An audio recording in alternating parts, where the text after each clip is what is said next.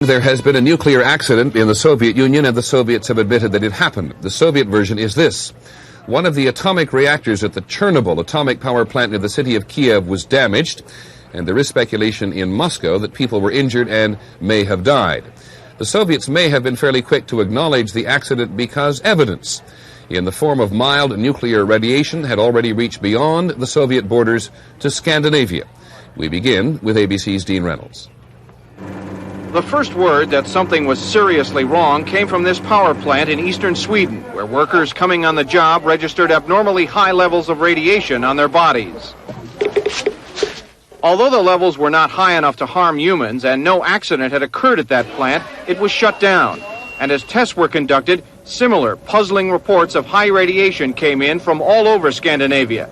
But still, no accidents were reported, leading to the conclusion that the problem was elsewhere, to the east, in the Soviet Union, a fact confirmed to the Soviet people on television tonight. От Совета министров СССР. An official announcement from the Council of Ministers. There has been an accident at the Chernobyl atomic power station. One of the atomic reactors was damaged. The consequences of the accident are being taken care of. Help is being given to the victims of the accident. A government commission has been set up. The civilian plant in question is in the Ukraine. It's something of a showcase facility, featured here in Soviet Life magazine, which extolled its safety record. It's near the city of Kiev, population 2.5 million, and about 1,000 miles from Scandinavia, meaning that whatever did occur there, a radioactive cloud headed north across Poland today and into Denmark, where radiation levels were 5 times normal, to Finland, 6 times normal, to Norway, up 50%. And Sweden, illegally high. It's almost certainly the most severe accident that has ever taken place in the short history of civilian nuclear power. That means it is far worse than the 3 Mile Island incident of 1979.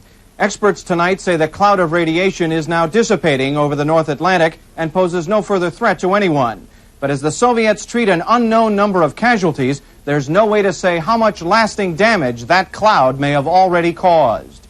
Dean Reynolds, ABC News, London. This is Roger Peterson. Until the accident, there were 50 nuclear reactors operating in the Soviet Union, generating 11% of that nation's electricity. Most of the larger Soviet plants differ in design from U.S. reactors. The major difference is most Soviet nuclear plants do not have containment buildings, the thick concrete dome structures Americans are used to seeing built around U.S. reactors. When the worst American nuclear accident occurred at 3 Mile Island, most leaking radiation was kept inside the containment building, unlike this Soviet accident, where radiation has been measured 600 to 1,000 miles away. The TMI accident was nothing compared with this. I would speculate that it was very serious, and the reason for that is that they've observed radiation levels 10 times normal from Finland all the way down to Stockholm. McKenzie says the type of radioactive material spotted could only come from the core, meaning the accident was a meltdown or something comparable. At 3 Mile Island, there was a partial meltdown. The loss of cooling water led to fuel getting so hot it melted, but the core was contained by that thick concrete containment building. In the Soviet accident, there would be nothing to stop a meltdown. The hot core could have melted right into the earth. There are indications the accident could have happened several days ago. It would take that long for radiation to drift to Scandinavia and to make the political decision to announce it. You can be sure that the decision to disclose was made at the very highest level, undoubtedly by Gorbachev himself, and probably it took several days for the Soviet leaders to decide how to handle it.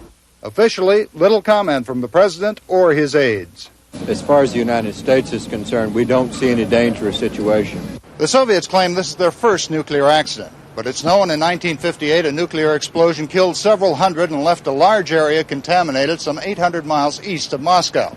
Washington sources speculate the accident at Chernobyl had to be very bad, or else the Soviets would never have acknowledged it. Roger Peterson, ABC News, Washington.